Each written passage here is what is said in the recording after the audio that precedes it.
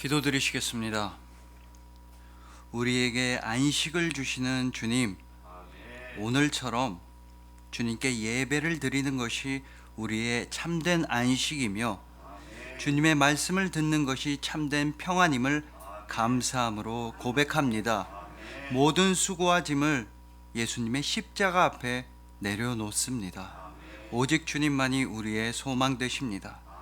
우리의 모든 수고와 짐을 십자가 위에서 담당하신 우리 주님 예수 그리스도의 이름으로 기도합니다. 아멘. 오늘은 안식을 주시는 하나님이라는 말씀으로 주님의 은혜를 함께 나누도록 하시겠습니다. 여러분, 안산 동산교회에서 사역하시는 이평강 목사님은 예전에 한 TV 프로그램에서 재밌게 보았던 이야기를 들려주신 적이 있습니다. 아마 여러분들도 많이 보셨을 텐데요.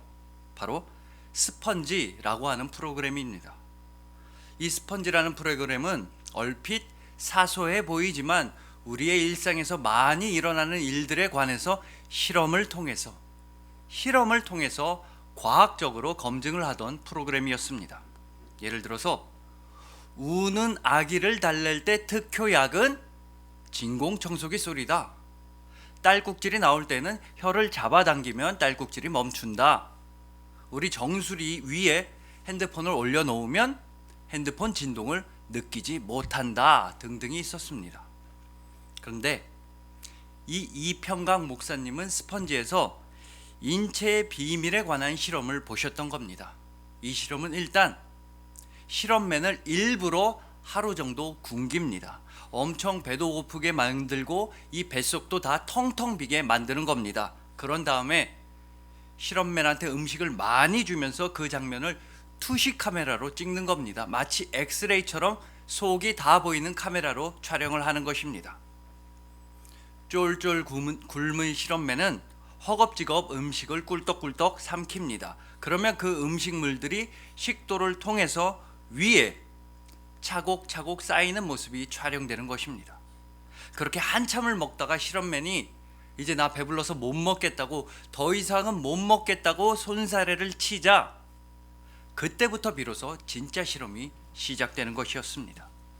이렇게 배가 부른 실험맨한테 평소에 실험맨이 제일 좋아하던 음식을 딱 보여주니까 위가 꿀렁꿀렁 움직이기 시작하는 겁니다. 누가 봐도 음식물이 위 속에 꽉 차 있었는데 제일 좋아하는 음식을 보니까 이 뇌가 반응하고 위가 반응을 해서 이리저리 위가 막 움직이면서 빈 공간을 만들어내는 것이었습니다. 그래서 꾸역꾸역 음식을 더 먹을 수 있게 되었습니다. 여러분, 우리는 어쩌면 이렇게 살고 있는지도 모르겠습니다. 끊임없이 원하며 끊임없이 일을 합니다. 심지어 꽉 찬 위장을 움직여서라도 뱃속에 음식물을 더 집어넣고 싶어 합니다. 그래서 단 하루도 쉬지 못하고 단 한순간도 쉬지 못하고 끊임없이 일을 하며 고생스럽게 살아가고 있습니다. 하지만 하나님 아버지께서는 오늘 본문을 통해서 우리에게 말씀하여 주십니다. 이제 좀 쉬어라. 이제 좀 안식해라. 더 이상은 그 모든 힘든 수고와 무거운 짐들을 다 내려놓고 복되고 거룩한 안식일을 누려라. 여러분, 이것이 바로 하나님 아버지의 마음입니다. 우리를 향하신 아버지의 뜻은 고생이 아니라 안식이며 수고가 아니라 쉼인 것입니다. 그래서 오늘은 본문 말씀을 통해서 우리 모두가 주님의 복된 안식을 누리게 되기를 소망해 봅니다. 주님께서 주시는 안식, 주님께서 주시는 평강을 통해서 샬롬의 삶, 그리스도인다운 삶을 살아가실 여러분들을 주님의 이름으로 축복합니다.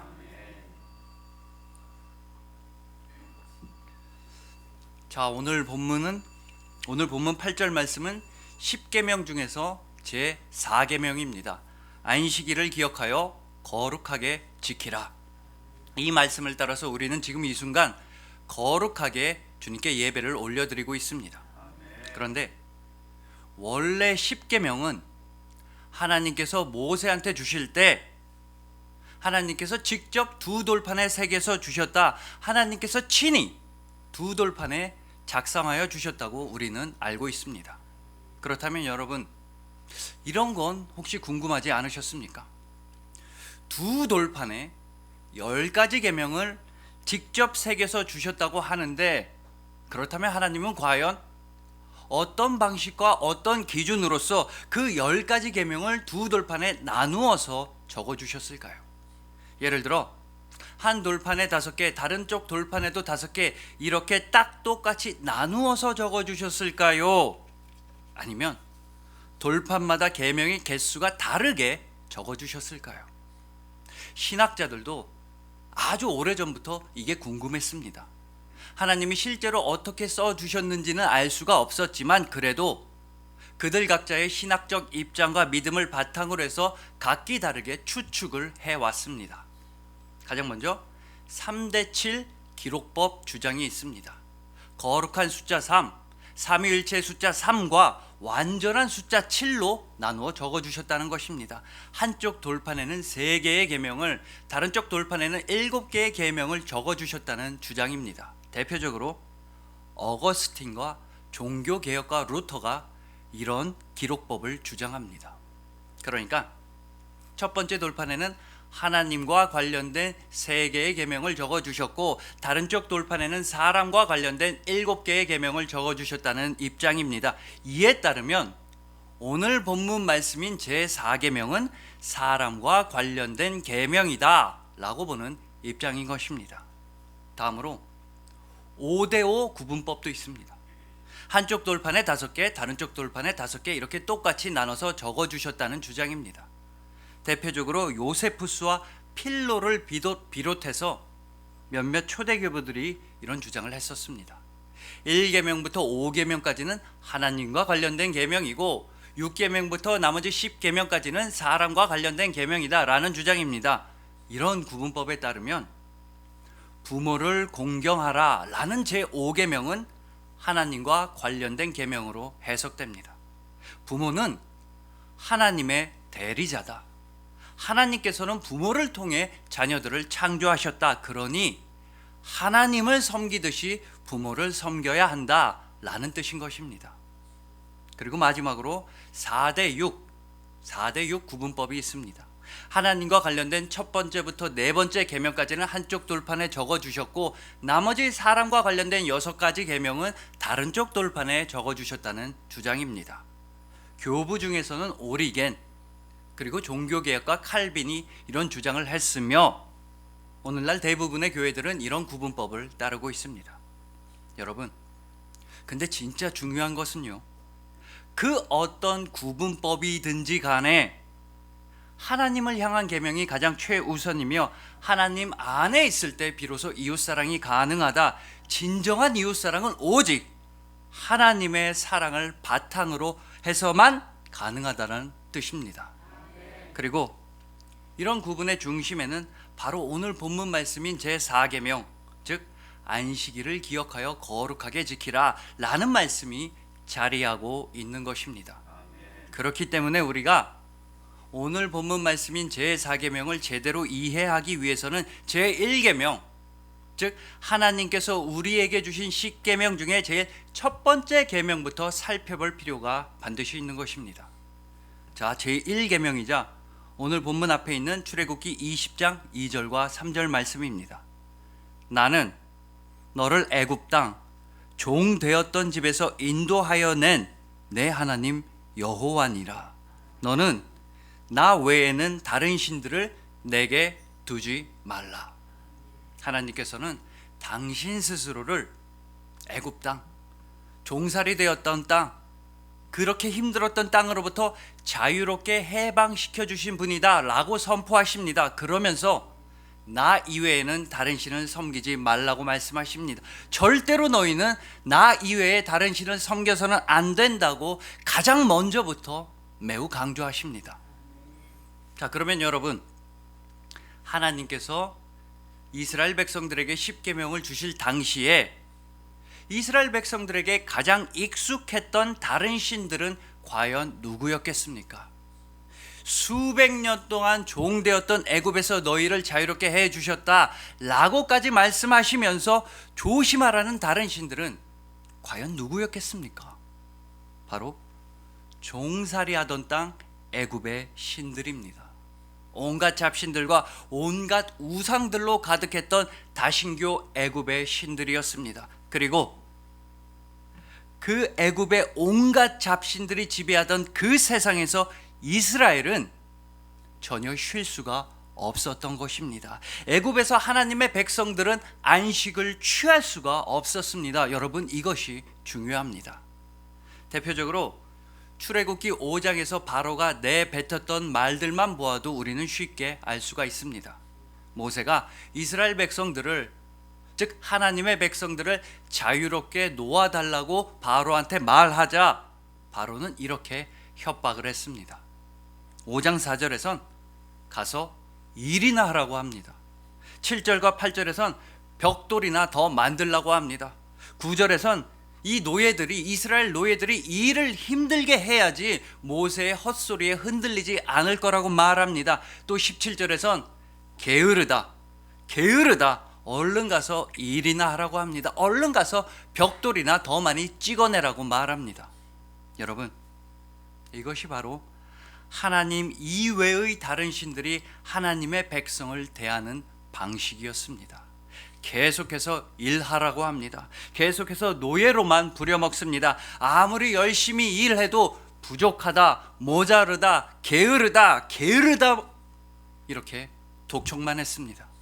가서 벽돌이나 만들라고 합니다. 가서 피라미드나 만들라고 합니다. 죽은 자들을 위한 무덤인 피라미드나 만들라고 했습니다.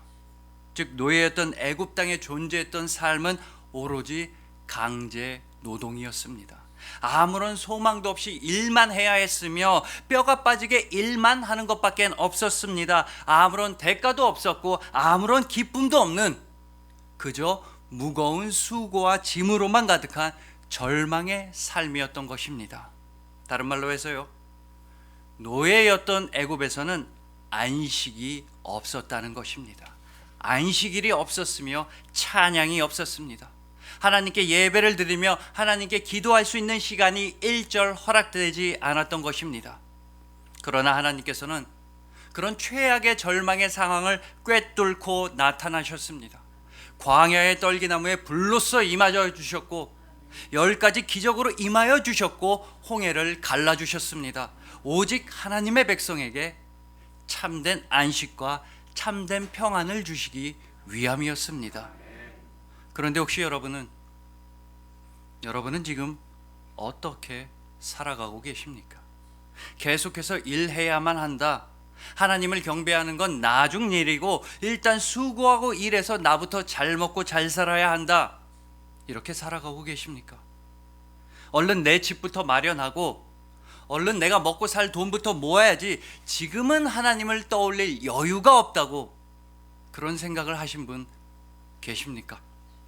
여러분, 애굽의 온갖 잡신들, 또 사탄과 마귀들, 악한 세력들은 괴상하거나 무섭거나 끔찍하고 이상한 모습으로 우리를 찾아오지 않습니다. 머리에 뿔이 나고 눈이 새빨갛고 송곳니가 비쭉비쭉 튀어나오고 꼬리가 달리고 털이 달린 모습으로 악한 세력들은 우리를 찾아오질 않습니다. 그렇게 징그러우면 누구나 다 겁을 먹고 도망가기 때문입니다.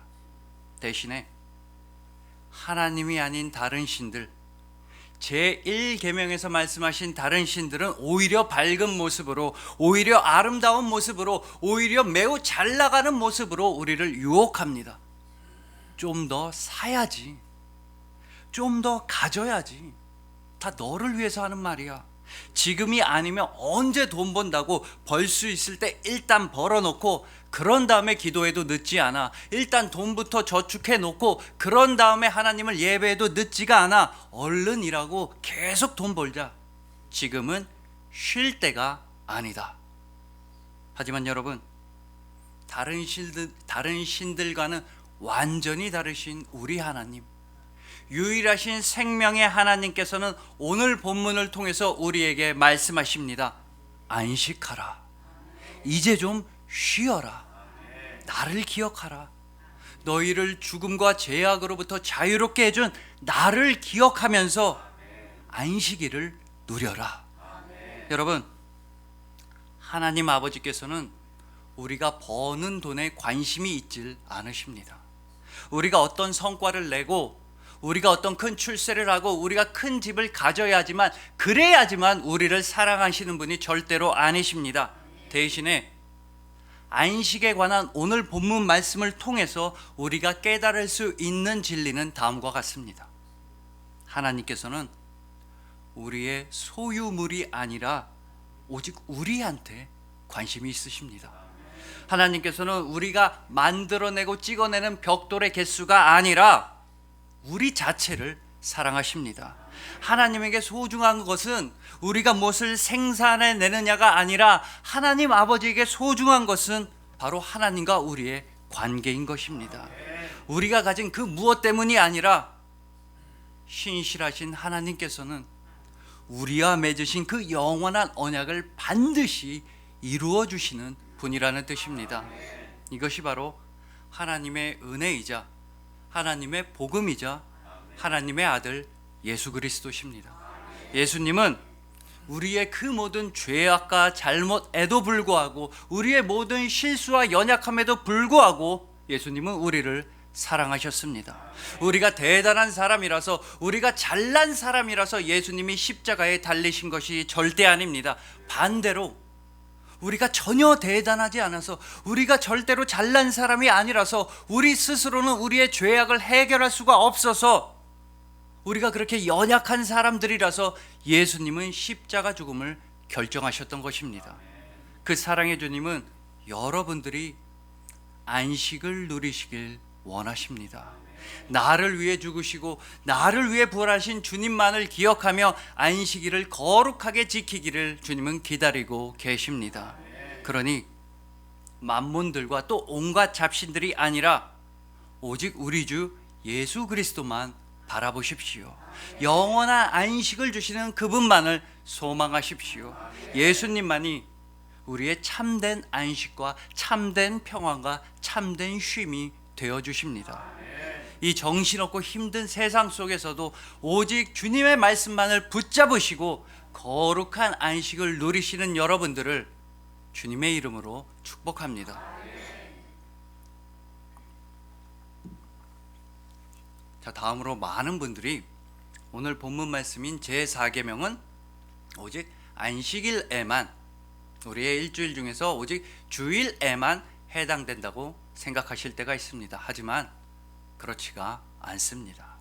안식일에 관한 오늘 본문 말씀은 우리의 일주일 전체에 관한 말씀인 동시에 우리 삶 전체에 관한 말씀이기도 한 것입니다. 오늘 본문과 관련해서 마이클 피시베이는 이런 말을 한 적이 있습니다. 안식일은 우리의 아담적 자아를 끊어내는 말씀이다. 안식일 말씀은 대신에 우리를 모세적 자아로 새롭게 빚어주시는 말씀이다. 즉 안식일의 해방과 안식일의 기쁨은 우리의 모든 평일에도 영향을 끼친다 라고 말했습니다. 여러분, 쉽게 말해서 최초로 죄를 지었던 아담은 항상 수고하고 애를 쓰고 땀을 흘려야만 밥을 먹을 수가 있었습니다. 그게 아담이 저지른 죄의 대가 중에 하나였습니다. 그러나 언약의 하나님께서는 출애굽이라는 이 놀라운 사건과 함께 당신의 백성에게 분명한 안식을, 분명한 쉼을 말씀하여 주셨던 것입니다. 안식일을 기억하여 거룩하게 지키라. 그렇기 때문에 이 안식일로 말미암아 우리 삶 전체가 아름다워지고 우리는 기쁘게 되고 우리는 평온하게 된다는 사실을 깨달아야만 할 것입니다. 우리의 평범한 날들도, 즉 우리의 평일들도 주님의 날이 되는 것이며 주님의 거룩한 안식일은 더더욱 온전한 주님의 날이 되는 것입니다. 여러분, TV에도 참 많이 나오시고 여러 강연으로 유명하신 김미경이라는 강사님이 계십니다. 이분은 말씀을 참 재밌게 하시는데 한 번은 본인의 어머니, 본인의 엄마에 대한 말씀을 해주신 적이 있습니다. 이분의 어머니가 딸들을 모아놓고 자주자주 물어보시는 질문이 있다고 합니다. 딸들 다 데려다 놓고 이렇게 물어보시는 겁니다. 야, 니들이 똑똑하게 아니면 엄마가 똑똑하게? 그러면 딸들은 곧바로 엄마가 똑똑하지 라고 대답을 해야만 합니다. 안 그러면 엄마한테 엄청나게 혼나는 겁니다. 그러면서 어머니는 꼭 이런 말씀을 덧붙이십니다. 그래요, 나는 니들보다 훨씬 더 똑똑하고 훨씬 더 훌륭한 여자요. 다른 이유 없어. 내가 니들 애미라서 그런 거요.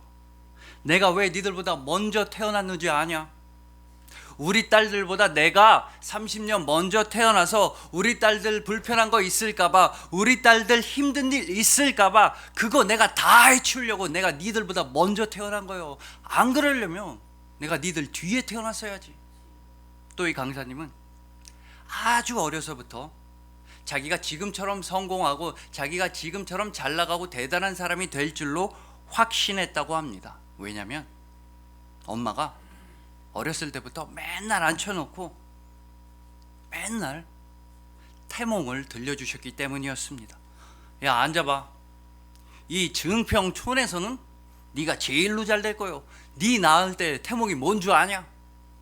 근데 그 태몽 얘기 수백 번, 수천 번도 더 들은 얘기입니다. 그래도 또 들을 수밖에 없습니다. 왜냐하면 어머니가 막 일어서서 방방 뛰시면서 태몽을 말씀해 주시기 때문입니다.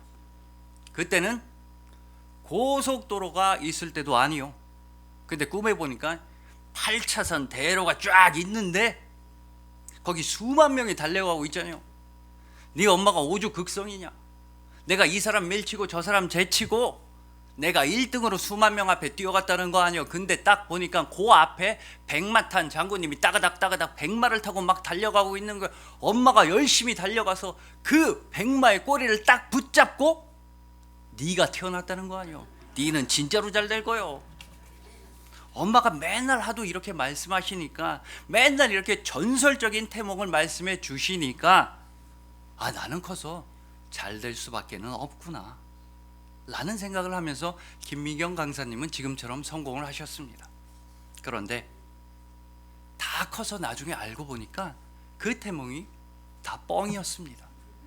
엄마의 아주 친한 친구분한테 들었는데 그런 태몽 아예 없었다고 합니다.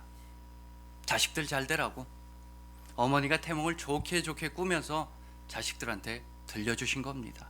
애들이 꿈을 가지라고, 내 자식들이 소망을 가지라고, 내 새끼들은 어떻게든 힘을 내보라고 어머니가 태몽을 좋게 꾸며서 어린 자식들한테 들려주신 겁니다. 아니, 그 집안에 딸 넷에 아들 하나가 있는데 5명 태몽이 전부 다 가짜였습니다. 그래서 엄마한테 나중에 내 진짜 태몽 뭐냐고 이제 말해줘도 괜찮다고 해서 들어보니까 너무나 증평스러운 겁니다. 아, 그걸 뭘 물어보고 그래야. 밭에서 옥수수 땄어.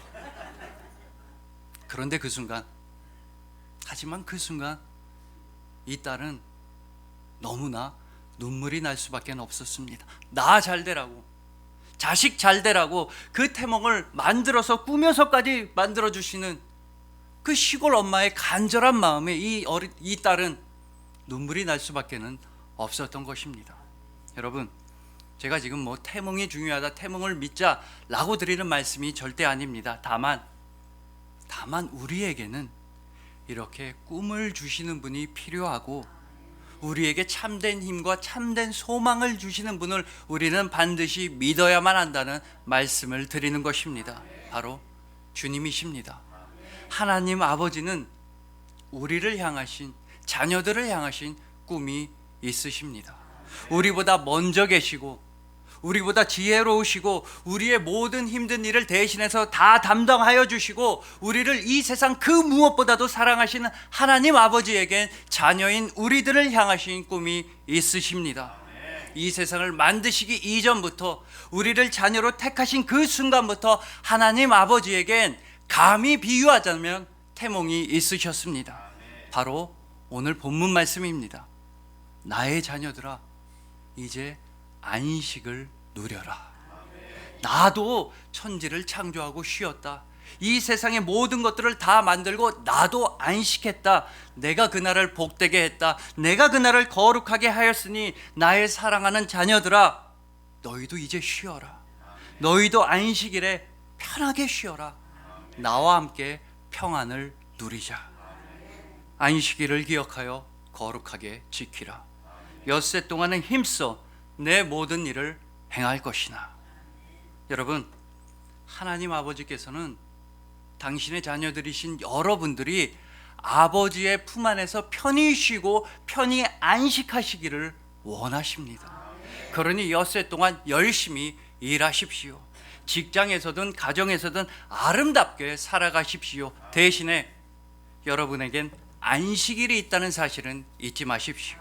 주님께서 직접 여러분의 안식을 위한 날, 여러분의 평안을 위한 날을 직접 창조하셨다는 그 사실만큼은 절대로 잊지 마십시오. 여러분, 우리의 평일들은 안식일을 향해 있습니다. 동시에 우리의 안식일은 우리의 평일들을 향해 있습니다. 그렇기 때문에 우리의 모든 날은 주님의 날이 되는 것이며 우리의 모든 날은 주님의 은혜의 날이 되는 것입니다. 우리 달력에 적혀 있는 일, 월, 화, 수, 목, 금, 토, 그 모든 날들은 주님께서 친히 우리에게 허락하신 아름다운 날들입니다. 주일에만 예배를 드리고 주일에만 하나님을 찬양하는 날이 아닙니다. 우리의 모든 순간은, 우리의 모든 나날들은 오직 주님의 날인 것입니다. 우리 삶 전체가 주님의 은혜임을 고백하실 때 우리 삶 전체는 주님께서 허락하신 안식으로 풍성하게 되는 것입니다. 여러분, 세상살이의 어려움, 인간관계에서 나오는 고통 맞습니다. 있습니다. 가족들을 챙기고 내 자녀들을 먹이고 심지어 내 몸 하나 건사하는 것도 어려운 것이 사실입니다. 그러나 여러분이 주님의 안식에 감사하신다면 우리 삶은 그때 새롭게 변하고 그때에는 하나님 아버지께서 누리셨던 그 안식을 자녀들인 우리 역시도 누리게 되는 것입니다. 오직 주님만 바라보십시오. 우리에게 영원한 안식과 소망을 주신 주님께 또 감사하십시오. 그 영원한 안식의 나라는 바로 여러분들의 것입니다. 모든 날을 주님의 날로서 감사하시며 모든 날 가운데 주님의 평안이 함께 하시는 여러분들을 주님의 이름으로 축복합니다. 자, 이제 마지막으로 안식일에 관한 오늘 본문 말씀 중에서 절대로 빼놓아서도 안 되고 매우 중요한 부분을 함께 살펴보시겠습니다. 바로 오늘 본문 10절입니다. 일곱째 날은 내 하나님 여호와의 안식일인즉 너나 내 아들이나 내 딸이나 내 남종이나 내 여종이나 내 가축이나 내 문 안에 머무는 객이라도 아무 일도 하지 말라. 즉 하나님께서 허락하신 안식은 나 혼자만 누리고 나 혼자만 즐기고 기뻐해서는 안 된다는 말씀입니다. 모든 가족들과 모든 남종들과 모든 여종들과 모든 손님들과 심지어는 가축들마저도 안식을 누려야 한다라고 하나님께서는 말씀해 주십니다. 이렇게 주님 안에서 모든 사람들이 즐거워하고 모두가 함께 풍성한 식탁을 누렸던 대표적인 예는 바로 구약 중에서 사무엘하 6장에 있습니다.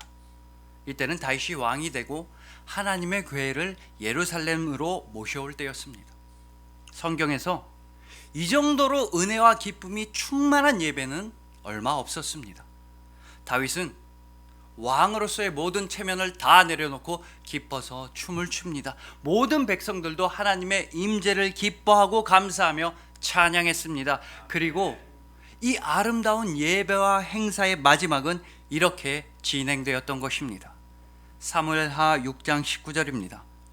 모든 백성 곧 온 이스라엘 무리에게 남녀를 막론하고 떡 한 개와 고기 한 조각과 건포도 떡 한 덩이씩 나누어 주매 모든 백성이 각기 집으로 돌아가니라. 여러분, 모든 백성입니다. 단 한 사람도 빼놓지 않고 모두가 기뻐했으며 단 한 사람도 빼놓지 않고 남녀를 막론하고 모든 사람이 풍성한 식탁을 누리게 되었습니다. 주님의 은혜와 주님의 안식 안에서 모든 사람들은 즐거운 평안을 누렸던 것입니다. 여러분, 이것이 바로 안식일의 참된 모습이어야 할 것입니다. 참된 예배는 이런 모습으로 나타나야만 합니다. 그러므로 우리 교회 안에서는 그 누구도 주님의 안식에서 소외되는 사람이 나타나서는 안 될 것입니다.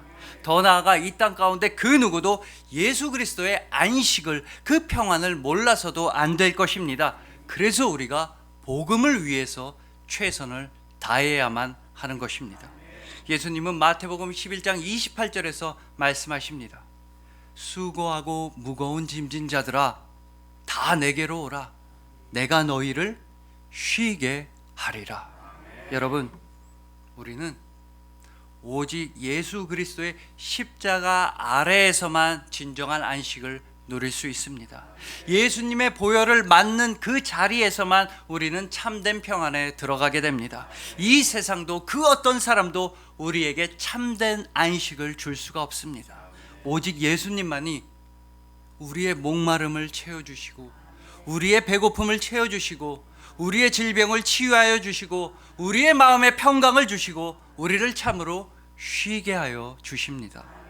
왜냐하면 우리를 위해서 예수님은 당신의 피를 쏟으시고 당신의 몸을 갈기갈기 찢기셨기 때문입니다. 예수님께서 찔리심은 우리의 허물 때문이었으며 예수님의 상함은 우리의 죄악 때문이었습니다. 예수님께서 징계를 받으셔서 지금 우리는 평화를 누리고 있고, 예수님께서 채찍에 맞으셨기 때문에 우리 모두는 나음을 받게 되었습니다. 그런 예수님을 기억하는 날이 안식일이며, 그런 예수님을 기억하고 예수님을 거룩하게 예배하는 날이 바로 안식일인 것입니다. 오직 예수 그리스도, 그분 한 분뿐입니다. 우리의 안식도, 우리의 평안도, 우리의 모든 날들도, 우리의 모든 삶까지도 오직 예수님이어야만 할 것입니다. 그리하여 진정한 안식을 주시는 하나님 아버지를 사랑하시는 여러분들, 모든 날들이 주님께서 허락하신 안식일임에 감사하시는 여러분들, 오직 예수 그리스도이시며 그리고 영원히 오직 예수 그리스도이신 여러분들을 진심으로 사랑하고 축복합니다. 기도 드리시겠습니다. 우리에게 안식을 주시는 주님, 영원한 안식과 영원한 사랑을 우리에게 허락하시니 감사합니다. 아멘. 우리를 한시도 쉬지 못하게 하고 우리를 고통스럽게만 하는 이 힘든 세상 가운데서도 주님의 말씀 안에서 우리는 안식을 누리게 되었습니다. 아멘. 우리를 향하신 하나님 아버지의 그 아름다우신 꿈을 품고 이 세상에 참된 안식과 참된 평안을 전하도록 하겠습니다. 아멘. 오직 예수 그리스도의 꿈을 꾸며 아멘. 기쁜 복음의 소식을 전하며 살아가겠습니다. 아멘. 하나님 나라를 소망하는 것만이 우리의 진정한 안식이며, 아멘. 예수님의 손과 발이 되는 것만이 우리의 영원한 안식임을 감사함으로 고백합니다. 아멘. 우리의 모든 수고와 짐을 십자가 위에서 친히 담당하신 우리 주님 예수 그리스도의 이름으로 기도합니다. 아멘. 아멘.